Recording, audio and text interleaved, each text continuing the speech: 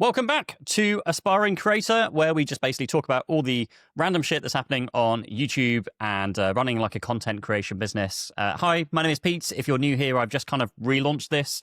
We're like 10 episodes in technically, but this is only the second episode that I've recorded since like relaunching this thing.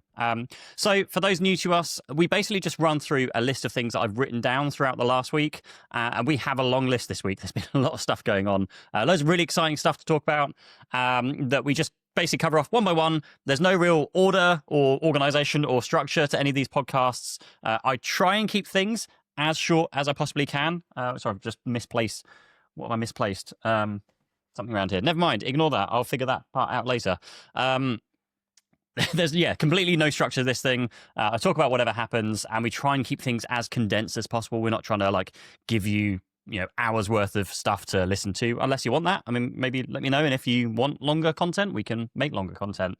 But this is like a behind the scenes on what it's like running a content creation business, a YouTube channel, that whatever that industry thing is.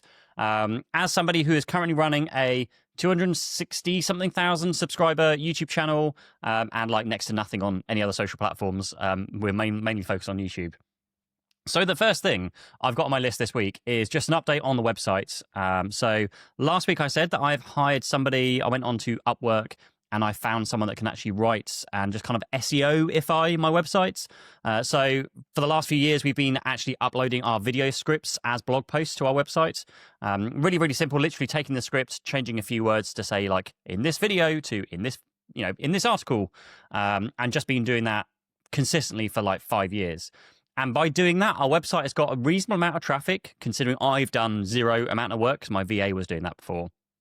But because I saw the potential, particularly in kind of Q4, approaching Christmas and Google and Pixel and everything that's coming over the next 2 weeks, I just thought, hey, what if we this year actually put some effort into improving the traffic on the website? And so I've hired somebody. I'm paying them like $1,500 a month to write some blog posts and just SEOify all the stuff that's already there, including the existing like blog posts / videos we're putting onto the website as well. So I have now seen, I think there's 8 blog posts they're going to post onto the website across the next few days. They're probably already live by the time you've listened to this podcast or watched it on YouTube. We're on YouTube as well, Aspiring Creator on YouTube and Aspiring Creator on all the usual platforms as well. Please do subscribe on there if you want to follow us along on those. So we are posting those to the website in the next few days. And it's really interesting because she's not a technical, well, I don't think she's a technical writer. I think she's got a team of people around her that write the content for her. And she's written them very, very well. Like they've really, really well researched articles. And in my voice a lot of the time as well, they've somehow managed to capture my voice and my opinions, and they've taken things that I've mentioned in videos and stuff. So it's been really, really good so far. So they're just about to go live on the website. Interestingly, we're not chasing the latest releases. I did send them a message saying hey, the Pixel announcement's happening today, and we've got all the information. So we could write a blog post and be again, one of the first companies out there to talk about the Pixel. But at the moment, we are just focusing on the low hanging fruit, the stuff that has high search traffic, but not many articles. So it's easy for us to rank with the low hanging fruit. So that is going. We've also launched the newsletter. So another thing I've launched, experimentsinprogress.com or experimentsinprogress.com, depending on if you're American or not. And that's going pretty well. We imported about, was it 500 or 600 subscribers from the old mailing list that I had and used maybe 2 years ago or so.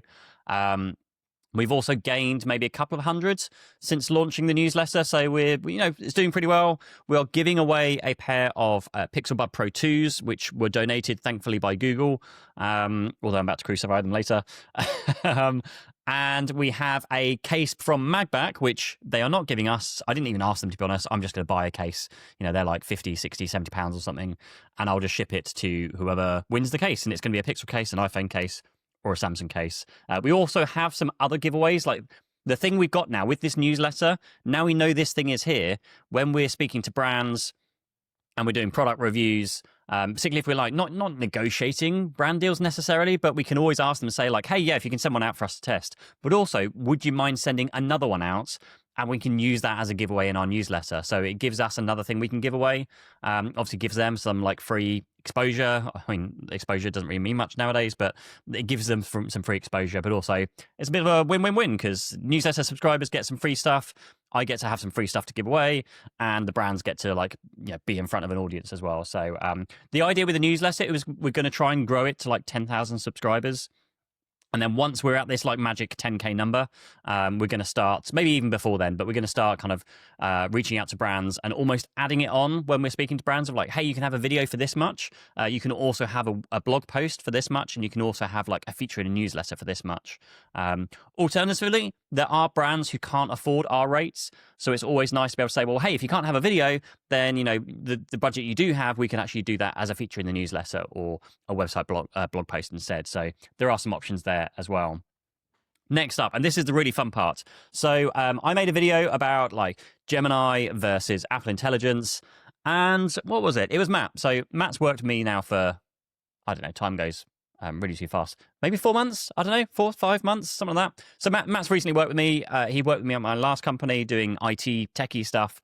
And he listened to a blog post about, who was it? Austin Evans, about how Austin Evans uses Claude like religiously daily to like almost interrogate YouTube when they're publishing videos. So they'll publish a video, he'll use Claude to like pull data from YouTube, and then he can change things like, give me some title suggestions. What's the click-through rate like? What's the sentiment from the audience like?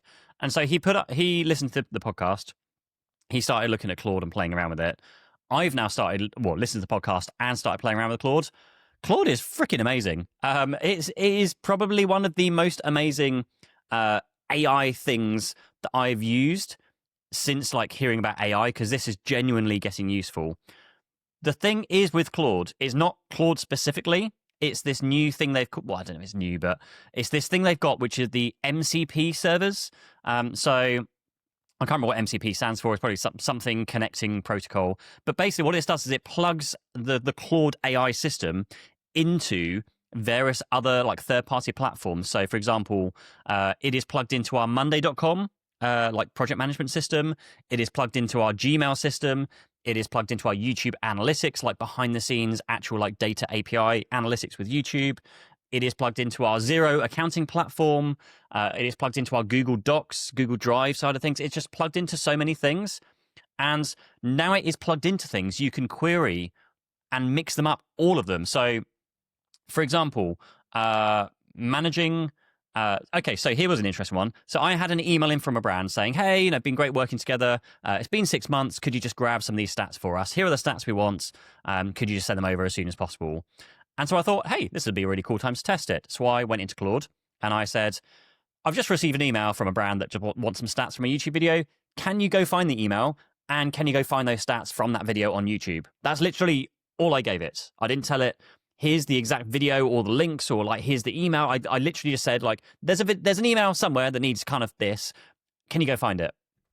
And it went and did it. Like, within a minute or two, it would be like kind of, searching for your inbox. Yep, found email. Oh, yes, here's the email asking for some stats. Here are the stats they want. Going to YouTube, going to find the video that was talking about this particular brand. I found this particular video because it's in the video description and there's an affiliate link to the brand. Here are the stats they've requested. But also, here are the stats they've requested that I can't get access to because they're not available through the API. So you might need to manually go and do those. And it can put it into a PDF, like a report. Like, how incredible is that? And that's just like one thing we did, like one of the first things we did.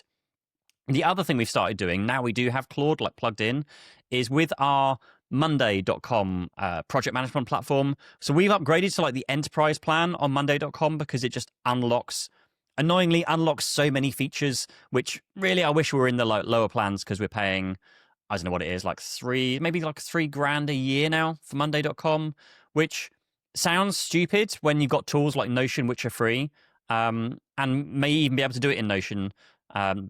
But Monday.com just has like all the stuff we need. It's got like resource allocation, time tracking. It's got the whole project management system and templates and deployment and these automations. And so now, like Matt's been working really hard on this for the last few days. He's kind of like gone into a black hole with this kind of stuff. So things we have done.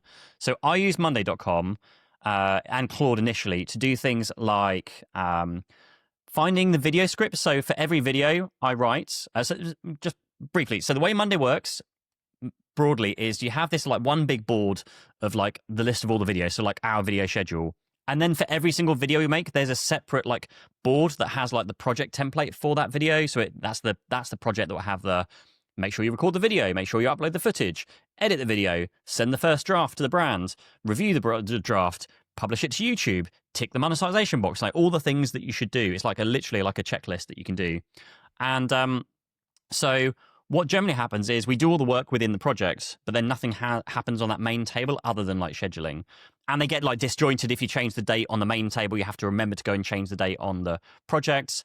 But now we can do it with Claude, because you can literally say to Claude, like, I need to change the published date of this video. Can you go and do it? And it will find the video in the main schedule, and it will find the related project, and it will change the published dates on those things. And then because we have a dependency set within our projects, when we change the published date of a video, it then shifts all the other tasks, like when we need to shoot the video, when we need to edit video, like weeks ahead, when we need to make sure we've bought the products for the video if we need to, just a whole load of stuff. And we've been able to do it for things like, can you just go and find the link to the video script and then put it in this column? And it's gone away and found all the video scripts within Google Drive and put it in there. It has gone onto Xero, our account system, say, can you go and find the invoices for all of these videos in the table view? And it goes to Xero, it finds all the invoices, it puts all the links to the invoices in Monday.com. And then the amazing thing is, it can then go and see if the invoices are paid and then change the status in Monday.com to invoices been paid.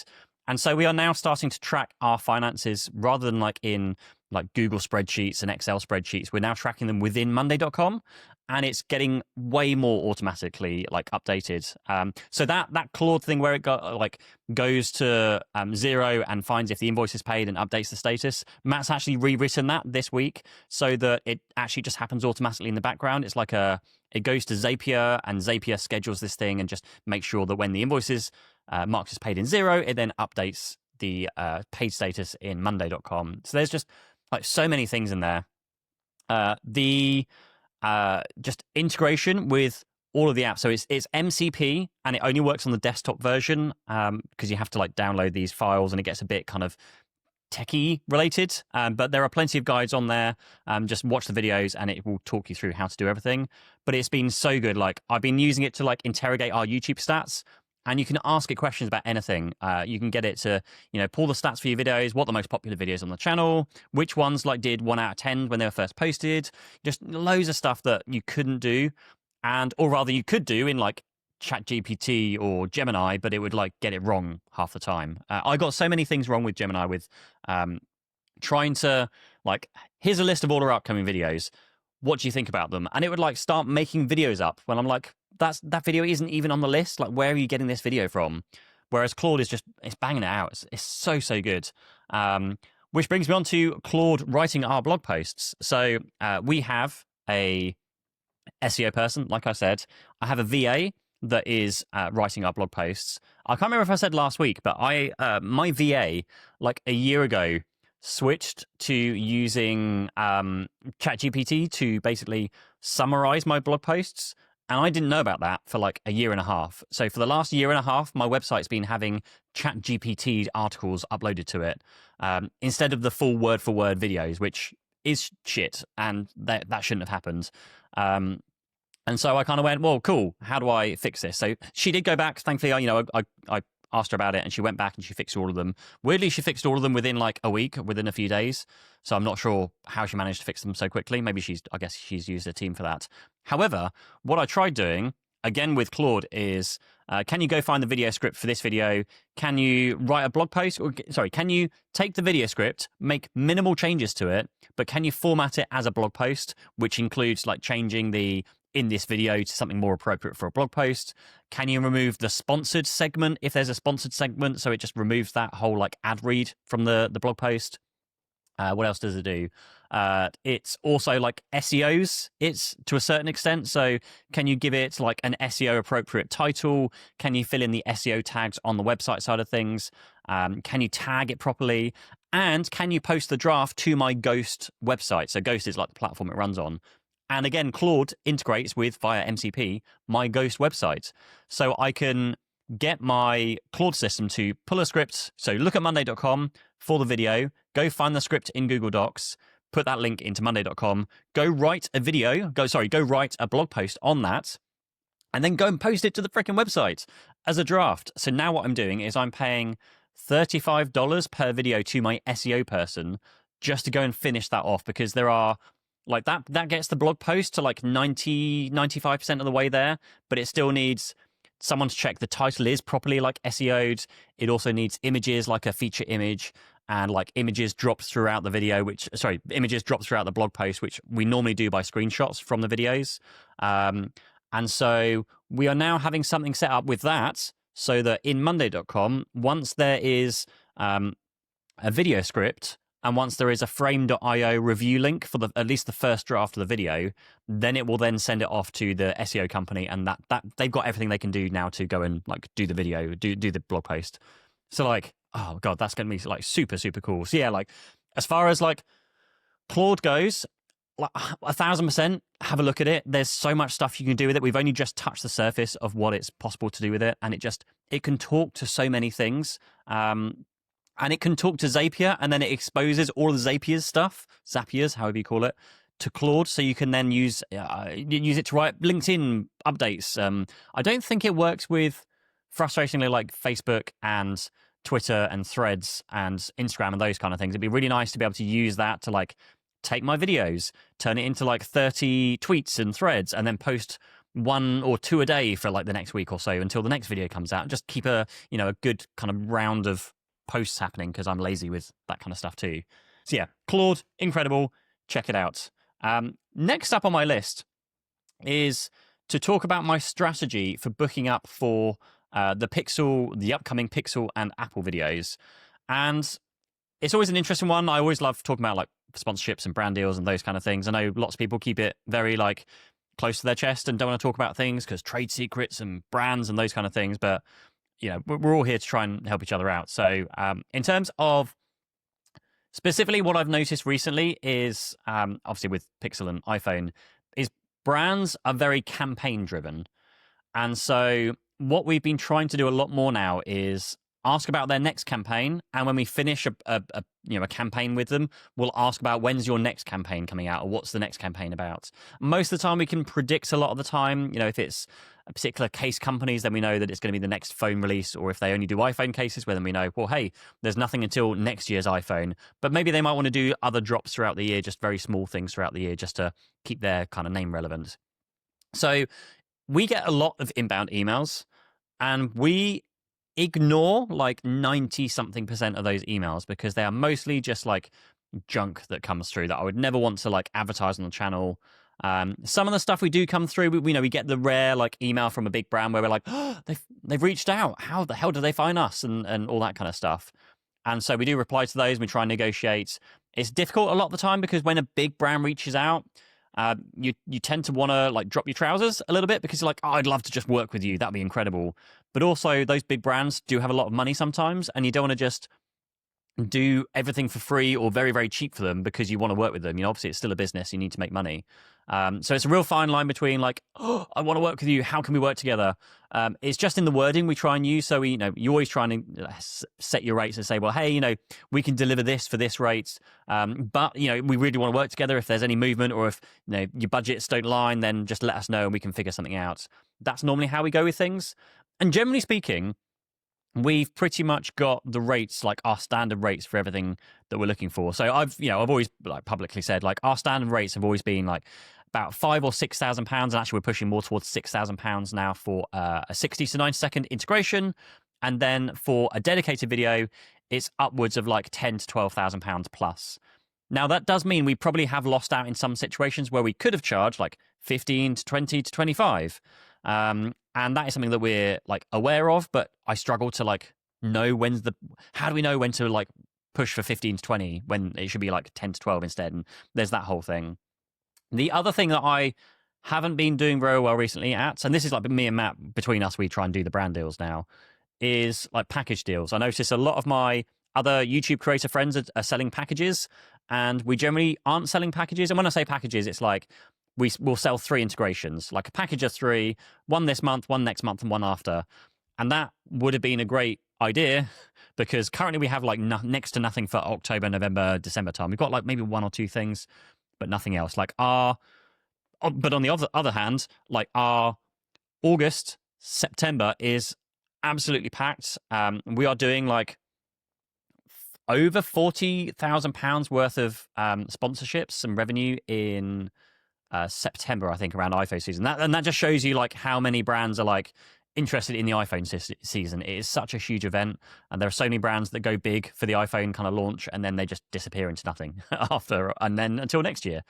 So it's good to know like when the swings and the peaks and troughs are throughout the year, so you know when to speak to these brands. And what we do a lot of the time is where we're storing all this in like Monday.com and everything, we will look and go back at last year and the year before and say, well, look, which brands were spending money with us back then? Cool. We actually did that video. It performed well. They got lots of like leads and clicks and those kind of things. Let's speak to them again. But it's looking at this ahead of time so we can reach out to them before they've like already spent their money. There have been a couple of brands that I've reached out to now, and they've just kind of gone, hey, we'd love to, but we've run out of like budget now. We've spent it all because they're already booked up. And so a lot of the pitching is us ahead of time going, like, for existence now, October, completely dead. Shit. Right, we need to, like, again, let's look at the brands we were working with last year. Let's speak to the brands we've just got things ending with, and maybe we can book in some work for October, November with them. We're also looking, and this is like a good way of like forecasting, so that we forecast, and we need, he says, like, we need to hit £20,000 worth of sponsorship every month to like not keep the business afloat, but to live a comfortable life. So that's like me paying myself what I pay myself, paying the team. So we've got like Matt here, we've got the editor, we've got all the like the blog posts and websites, and Barth that's doing the podcast stuff for us, like paying all the team, paying all the bills, paying all the subscription fees. Like we need to do 20 grand a month of sponsorships. And then the rest is filled in with things like the AdSense, which is getting less and less at the moment, and affiliates, which is getting less and less at the moment, which might mean we need to bump up the sponsorships and make sure we hit like more sponsorships a month. But this is one reason why I'm looking to like look around and do like the blog posts and website SEO and the podcast and the newsletter, and like just trying to expand. And I watched a video from Olio recently, where he said something really poignant, which I think was just more, I can't remember the exact wording, but it's something like when he does like work, he makes sure that it's something like he's putting things out there into the world just to see, like, to have the opportunity for something to kind of be picked up. And if something gets picked up, then great, it makes a bit of money in like selling a product or a digital product or, the website or something like this. It's putting things out there that then have the potential to do things without involving more work from yourself.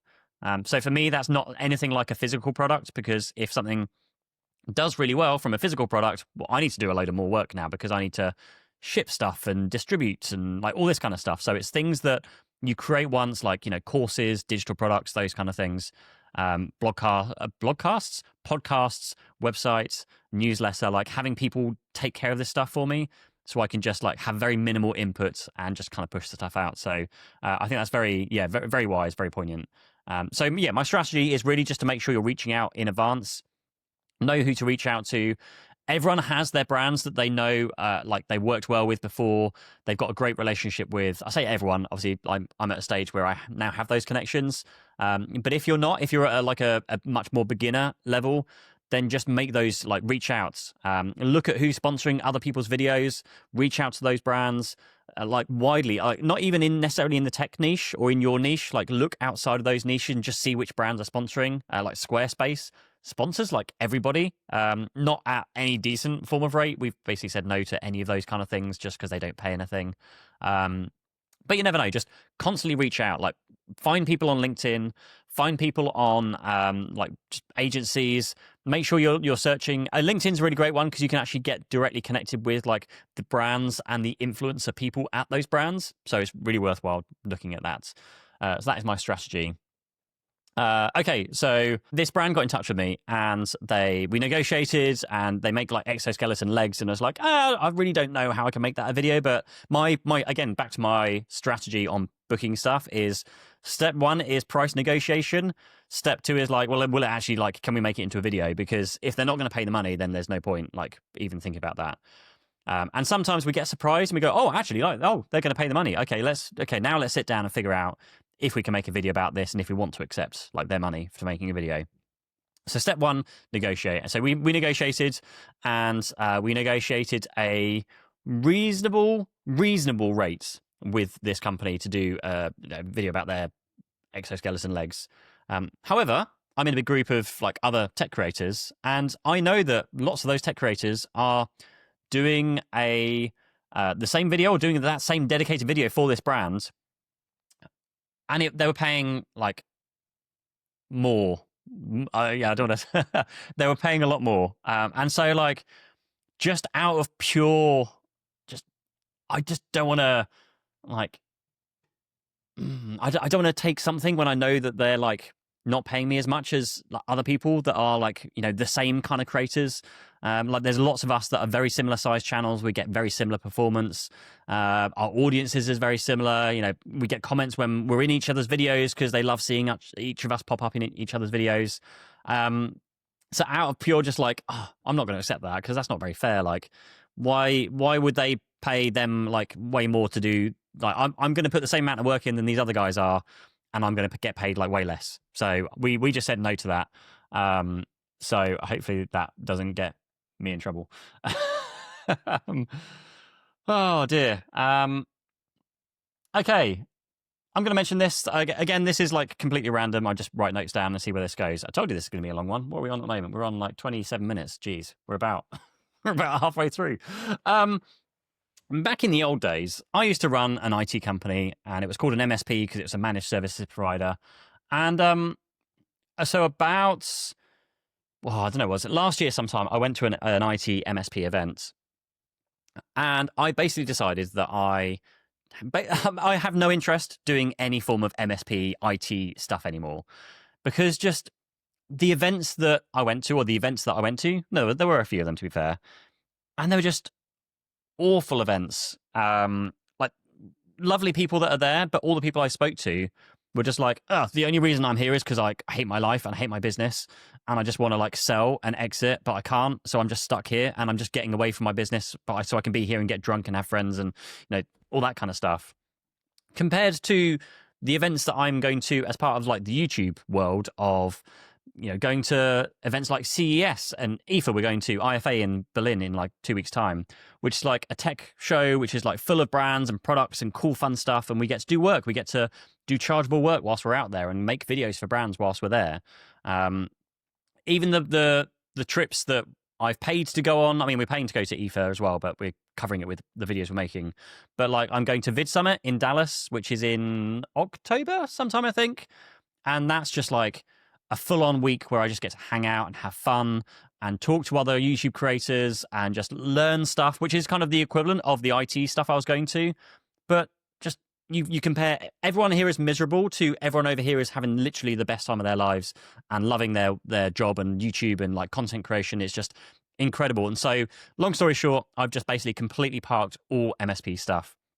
I've sold all of my MSP courses and templates over to the Tech Tribe, so they now live with Nigel Moore and his Tech Tribe company.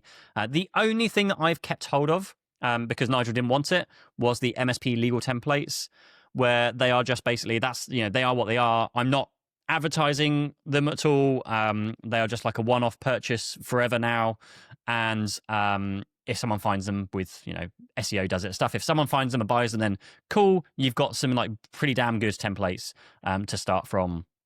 And so that's the kind of where I've left that. And I've actually started closing down. I'm waiting for my annual accounts, and I'm started closing down that business. And I've just like moved the remaining bits into my main business again. So I've got one business rather than two separate businesses.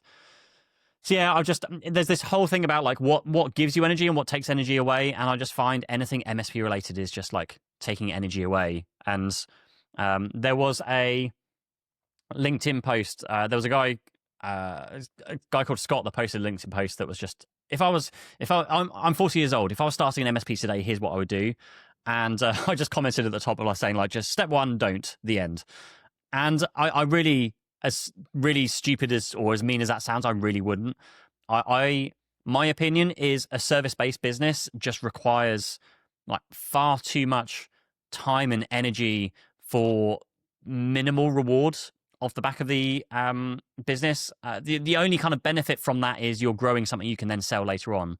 But again, my opinion is that you're literally putting yourself through the grind for 10 years, 20 years, 30 years. Like everyone I speak to that runs an MSP, they're just like, oh yeah, but if I just get to like 5 million revenue, if I just get to 8 million revenue, then I can sell. If I just get to 10 million, when we sold for nothing like that, and I'm living a much happier, much more comfortable life, even if I wasn't doing YouTube. Like lots of people, I did have someone say like, well, hey, of course, you're running a YouTube channel, I didn't have a YouTube channel at the time. I literally started from pretty much scratch after selling my business.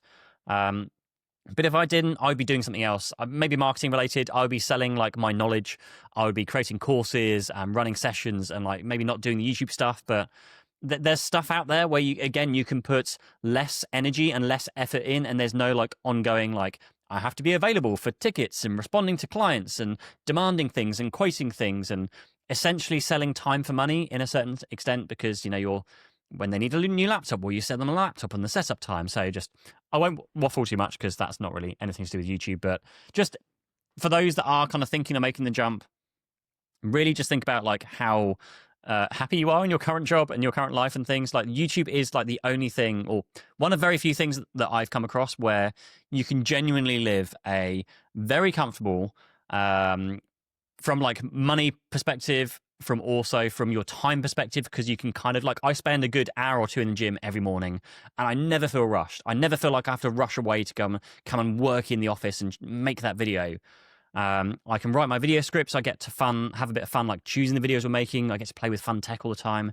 There's just so much stuff that's good for you in terms of like content creation that like, I'll leave it there. But yeah, I've probably oversold or undersold YouTube stuff. My strategy for IFA, mentioning that I'm going to a trade show, a tech trade show called IFA in Berlin in like 2 weeks' time. So we now have 1 or maybe 2 jobs booked whilst we're out there. And again, going back to like, I want to work with brands, but I don't want to make content that people don't want to watch on my channel that much. So the long form, I'm very, very protective on my long form content. I really won't make a long form video unless I'm sure that the audience is going to be interested in watching it. My short form, I don't care as much about the short form because short form is a different audience to long form. There's very, very little connection between the viewers that watch your short form videos and the viewers that watch your long form videos, especially in discovery. Like if a viewer subscribes to you because they see a short form video, chances are they're sat there scrolling shorts and, the shorts reels kind of thing like they do on Instagram and like they do on TikTok. It's less likely they're then going to sit down in the evening and then watch your long form content on their phone or tablet or TV or anything. And so there is a disconnect, but I value the viewers on long form content much more. Is that a good idea?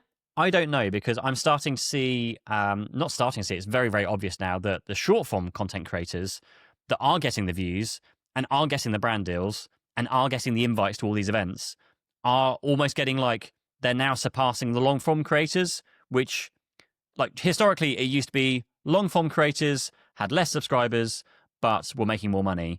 The short form creators had way more subscribers, like millions of subscribers, but way less money because views, but like no like engagement and like purchase intent. That's flipped. Like it is now very much the short form creators out there that got massive audiences and they can now command these very high prices. But like shorts is a whole like other game out there. I kind of despise shorts content because it's just like this whole like just insane like video, next video. Like I couldn't name again half the people. I can now because I've had such long relationships with watching people on certain short form platforms like like Parker on I think he grew on TikTok, but he came across to YouTube, and like he's everywhere. And then he was on stage with Samsung launching the fold and flips recently. So it really can take you places being a short form creator. But I still feel that my like Shorts feels like it's easy, and I know it's not easy. Shorts feels like it's really easy just to sit down and say like, hey, brand sent me this, like it does this, it's really cool, and then coming up with some like cool concepts and like themes and topics and stuff. Like it feels like that's great, but I would rather focus on the long form video and establish that like long term relationship and engagement with the viewers and just that whole thing. So I don't know. I'm just ranting a bit a bit here. So my strategy for EFA: protect the long form content. We're not going to make like we're at EFA today, here's all the stuff going on, because no one really cares about that. So we have gone in with some shorts. So we've got a couple of brands out there. We're shooting some short form content. It's going to be mostly like a booth tour. So we can say like, hey, we're at EFA and we're with this brand. We're just going to give you a quick tour of what they got to show you. And here's their products. Here's what it does. Da, da, da, da. And so fairly minimal efforts. You know, we'll shoot some B-roll whilst we're out there as well. And we'll probably turn those around within a day or two. So we'll literally sit there and edit those videos there and then and publish them out, because they generally want those videos posted during the event that they're attending at the time. So we'll get those done. It's great because it covers the event and makes a little bit of profit for us. So, you know, pays for flights and hotels and those kind of things. So that's worked quite well. And again, like we've been pitching EFA for months, like 3, maybe even 6 months. Like I'm still starting to pitch like CES, which is in January. So we're trying to reach out way ahead of time to get on the brand's radars. However, as always, it's like the last few, like within the last 2 weeks, brands are kind of like, hey, what are you doing at EFA? Maybe you could work together with us. And it's just like, oh, we sent you an email like 6 months ago and you were like, oh, I don't know what I'm doing. So yeah, there's that. So always like with the shows, I find it's the last minute bookings that seems to happen all the time. It's a very familiar story with lots of my kind of other tech content and friends out there as well. Okay, that was my strategy for EFA. Oh, and then what also happened with EFA is then I've had an invite. I think Samsung have invited me, but they want to invite me for like from the 2nd to the 5th of October, which is like EFA starts on the 5th, which is a bit weird, but they've got their like mostly at these trade shows, you have the event, and then the few days before the event, you have all like the press briefings and the launches and announcements and all the like media stuff happens beforehand. So for this Samsung invite, for example, they're inviting me early to do all their stuff and hands-on and like, I don't know what it's going to be. And then we can do the EFA after. So we're trying to negotiate because I actually have a video to shoot that week before. I'm trying to fly later whilst also not missing the stuff they've invited me to. So yeah, I might be doing like one flight with Samsung, and then as soon as that thing's finished, I'm going to check out and check into my normal hotel and then go and carry on with everything else that we were doing. Also on LinkedIn, I've been on LinkedIn a lot recently. Also on LinkedIn, there was a comment from a guy called Axel who said, like, I basically posted about my my newsletter. No, it was about this podcast. I posted that I'm launching this podcast, and I was like, hey, my name's Pete. I've earned, I don't know, $200,000 in the last 4 months being content creator, mainly working like 2 to maybe 3 days a week. And so his comment was like, well, hey, what if you just worked like 5 to 6 days per week and you could just double that? And it's a few thoughts about that.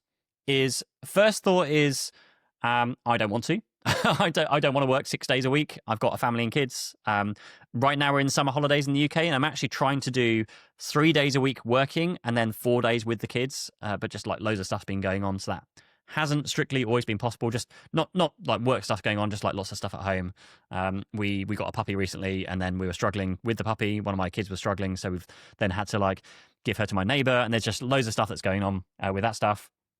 And like one other thing we looked at a while ago, we scaled back to doing 1 good video a week, and then we started looking, well, hey, what's the easy way to double our income? You do 2 good videos a week. So we added the second video in a week. And then we were just struggling to, that second video a week, yeah, maybe it might get you like extra subscribers, but then there's still a degradation in quality with like everything else. That removes my time to explore all these other things like the podcast and the newsletter and the website and products. There's no time to do that because now I'm just always writing video scripts or shooting video scripts. And so I just didn't enjoy that. We were also struggling to come up with video ideas that were, again, good video ideas all the time. Also, that means you've got to double your efforts for getting sponsors booked. And then like if you can't fill them all up with high value sponsors, then you like start accepting lower value sponsors, and then that kind of devalues everything else you're doing. So there's that whole thing. So just like full stop, I do not want to work 6 days a week. Like this is very much a lifestyle business. It's one I really, really enjoy doing. I don't want to push myself to the limits just to make more money and then not enjoy it. Like that's completely what happened with my last business, and I don't want to do it again. So this is very much focused on, I love my life. I love my family. I want to spend time doing like YouTube stuff, the stuff I enjoy doing. I want to spend time investing in things that can then, produce results in the wider world when it, like I said, the newsletter and blog post and all those kind of things. And so just doubling down to make more videos, just I don't think is going to do much. And then, so generally speaking, Monday I script videos, Tuesday I shoot videos, and Wednesday, we're on Wednesday right now, I'll shoot some shorts, I'll shoot this podcast, I'll check in on the website side of things, I'll check in on the newsletter side of things, and just like have a few meetings. And that's like how my weekly structure works, and maybe play around with like AI stuff, Claude, and like catch up with Matt about like how a Monday system works. And so there's just a lot going on in terms of my like busy week. And then what will happen when the kids go back to school again, I'll probably do a Thursday, and that Thursday will probably get taken up by, again, like spending a good afternoon or maybe even a day on AI stuff, also ideation and like idea generation, and just a mixture of just office admin stuff. There was another comment on LinkedIn about somebody. So Craig comments about, I think I posted a video, and it was a friend of mine who posted about like how you can have like great success with posting videos, and his comment was just like, we're still trying to like figure out our strategy and like figure out what we're going to do with our video strategy and for YouTube videos and those kind of things. And I think my comment to that was just like, whilst you're figuring out your strategy, your competitor has already posted like 100 really shitty bad videos, but they've learnt from those 100 shitty bad videos. They've got the data and can do something with it.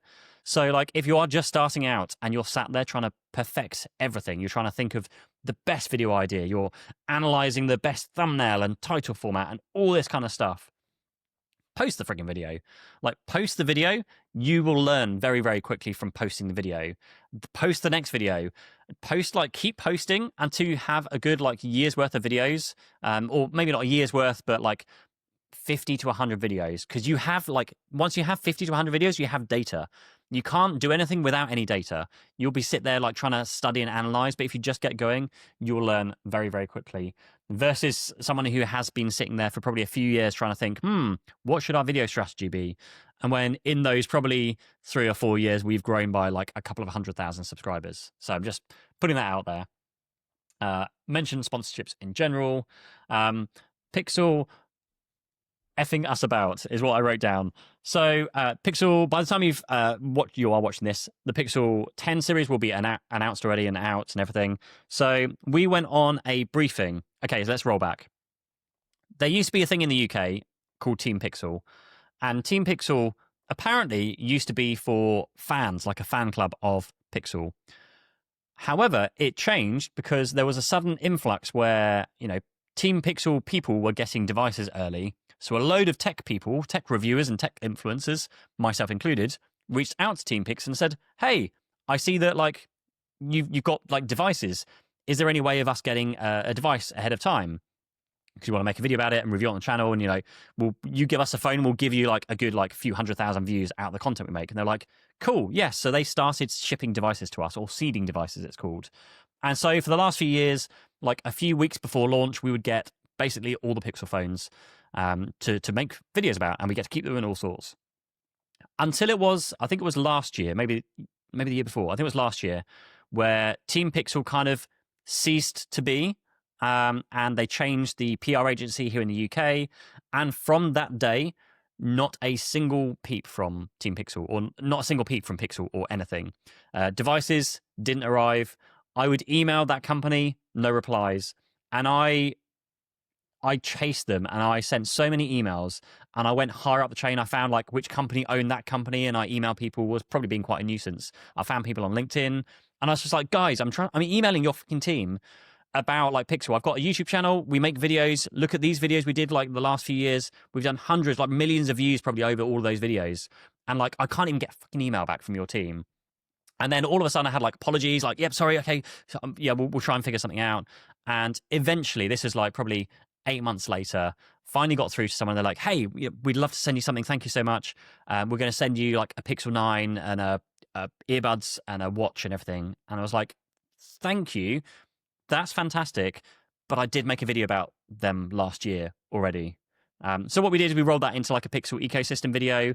Mainly, again, this is like a kind of, I guess, sponsorship tips and trips and brand tips and tricks, is because I want to make a good impression, because this is like, the what do they call it? Like the olive branch from the brand of like, yep, I'm going to take that opportunity and I'm going to do something with it to like hopefully give some like good vibes so they'll work with us again. And so fast forward to the Pixel 10 series, we had a briefing, which was like, I think 2 or 3 weeks ago, about the whole Pixel 10 series. And I was just like, this is looking good. Like, we've had a briefing, we've got PDF documents, we've got like marketing imagery and all this kind of stuff, looking really, really good. Hopefully, like, we can get review devices, and they'll say, yep, we'll let you know about review devices. And so I sent them an email yesterday, because the way Pixel stuff, I'm trying to think of how it used to happen. I think it used to be announced, and then the devices would turn up, and then we could make our videos. So I emailed them yesterday, thinking like, the announcement is happening today. Any update on like review devices, like what's going on? And the response I had was basically, no, sorry, there's no review devices available for you. We will let you know once they have come back from, once they're received back from the reviewers that have been sent them, and then you can have a look at, then you can have them. So like in my mind, I've gone, okay, cool. So there were review devices, and you sent them out to like the bigger channels, and I'm going to get them probably a month or two after the Pixel's released, in which case, what's the point? I might as well just go and buy one. And so I'm actually going to go and buy one this time and make the content. But it's frustrating because, we have our video schedule. And again, like we value our video schedule a lot. And we've tried to book in videos around certain brands. Like we actually just shot a Pixel 10 accessories video, which is going to go out a day or two after the launch. And so we've now got the choice of, I use the Pixel 9 for a lot of the video because it's basically the same as the Pixel 10. But I know like the case brand in that would be wanting to show their Pixel 10 case on the Pixel 10, even though again, it looks very, very similar. So we're going to have to like go and speak to the brand and see like if they're happy for us to do that. And if we are going to get a chance to get that Pixel 10 on their case and like film the clips and then get it added into the video like a day before publishing, which is just like way more pressure because then we've got the other video we're editing. And that video we were editing was going to be the Pixel 10 review, but we won't have the Pixel 10. So now we've got to either push that video on or replace it with a different video, when half the time I'm just sat there going like, well, what's the point? Like, if Pixel aren't willing to work with us, we're going to miss the hype. So like, let's just do it later. And I know there's the whole like, should you be first to post or the best to post? And I'm still in this quandary of like, what's best? And I always do think that it's better to be best than first. But I don't know, it's just left a bit of a sour taste in my mind. Still very privileged, of course. We got briefings, I've got the information, mostly because they're geared up for more like traditional press and media. So all the publications have like the photos and the information, so they can go and publish all their information about like the Pixel stuff. So there's that. And then to finish, there is one more I wrote down, again on LinkedIn. So there is this fantastic lady on LinkedIn who works for a brand, I can't remember the brand's name, but she is sharing a load of like information behind the scenes of running like a brand and how their influencer strategy works. So here's a campaign we ran on Instagram. Here's all the average views and the quotes the rates people were charging. And like, you can see someone with like 1 million average views was charging like half of that of someone with like 20,000 average reviews. She was showing the rates people were charging for like how much they were paying for LinkedIn posts, how much they were paying for YouTube videos. And so it's like really, really fascinating stuff. However, there is a problem that I have with a lot of this. Like, brands are sharing so much stuff, which is amazing because it's good to see like behind the scenes. The thing that worries me is lots of the stuff that are being shared. Like, let's take YouTube, for example. She would share like a list of like, hey, we reached out to, I don't know, like 500 YouTubers, and here is like a table view of their subscriber counts, their average view counts, and the rates that they charge. And so they order it by subscribers, so it kind of goes from like most subscribers to least subscribers. And then the average views just kind of obviously varies as you go further down the list. Sometimes you get smaller channels with more average views than bigger channels, and the rates would be in there as well. So you can see exactly how much each channel was quoting for a dedicated video, and they wildly vary. You know, again, you could have tiny channels charging a huge amount and a huge channel charging like next to nothing. The thing that I don't like is, and she says like very outspokenly, like, you know, that their average views is like the average views from the last 10 videos. And I think I did leave a comment. I don't think she responded to the comment of like, well, define average views on those last 10 videos, because if I've just posted a video and it's only got like a few thousand views, it's yet to have time to have traction to like get the views. And how often are you posting? Like if you're posting daily versus posting monthly versus posting weekly, like, you know, if you're looking at the last, oh no, I think that was it. I think they were looking at the last, yeah, it was the last 10 videos, wasn't it? So average views from the last 10 videos. Well, if I'm posting once a month, those 10 videos have had 10 months to like grow and get views, versus if I'm posting weekly, that's just over like 2 to 3 months. That's like less than half the amount of time to like grow and get views on YouTube. And if you're posting daily, then like you're fucked because you've had like a week's worth of traffic. But it's just, or a week and a half, 2 weeks almost. And then within that, you've also got like, what are those videos? Like sometimes, which you're encouraged to do is, you know, you've got your niche and you've got your buckets of content. So you might have, you know, video series, which you have going on. Like maybe we do, like we do monitor reviews. We try and like drip feed those throughout the year. We might have our phone reviews. Then we'll have some accessories guides. And then like, you can't really average views across those. We average our views across like the content categories. So the average views we get for our monitor reviews, the average views we get for our accessory videos. Because when we speak to brands and we say, look, hey, we'd love to make a video about this thing, you know, typically our accessory videos perform like this. Typically our monitor videos perform like this. And so you can't just take a blanket average views for a channel and use that as like your metrics, because I just don't think that tells a clear enough picture. And I'm hoping that brands will like cotton onto this, you know, and like to add into that, there's like test buckets. There's test content where it's the first kind of thing you've posted about this type of content ever.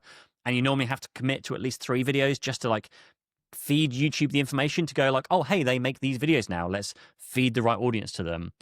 And so like, I just don't like that approach. I feel that's a very cheap way of doing it, because all that's going to do is encourage and train other brand companies to do the same thing. And look, well, hey, I can get the cheapest price for the most average views and work with these size channels. Like regardless of the size of the channel, it's just like the cheapest price for the most average views. And so like, it's just not, it's not a nice way of looking at it when average views isn't the default. Like that doesn't tell you the full picture. So I'm going to leave it there. I don't know how we've done this, but we've done like 52 minutes in terms of the show length so far. So thank you so much for watching. Like genuinely, if you have any questions about influencer marketing, about being a content creator, about like the behind the scenes of running a YouTube channel, the finances, the strategy, the videos, the brands, like honestly, like literally anything, I am pretty much an open book. Hopefully I don't get in trouble for the things I've said in this one, but I am an open book. And yeah, you can contact me through any of the social media kind of formats, Twitter, Threads, all those things. Please do leave a podcast review if you're on a podcast platform, because that would mean the world. We probably have 0 reviews on every platform right now. Leave a comment if you're watching on YouTube, and I will speak to you in the next one. Thank you. Bye-bye, as he finds the stop button. Bye-bye.